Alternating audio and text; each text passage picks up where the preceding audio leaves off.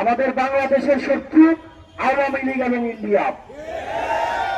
প্রিয় বাংলাদেশবাসী, আপনাদের ঐক্যবদ্ধ থাকতে হবে। আপনি নানা মতের হইতে পারেন, নানা পথের হইতে পারেন, আপনি ডানপন্থী, বামপন্থী, মধ্যপন্থী, আপনি যেই পন্থী হন না কেন, আমাদের একটা জায়গায় আমাদের এক হইতে হবে। আমরা এইখানে যারা আছি, আমরা হচ্ছে বাংলাদেশ পন্থী।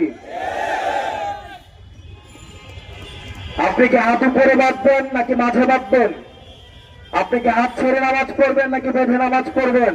আপনি ডানপন্থী হবেন নাকি বামপন্থী হবেন? মিলাদ পড়বেন কি পড়বেন না? শাহবাগে গান গাইবেন কি গাইবেন না?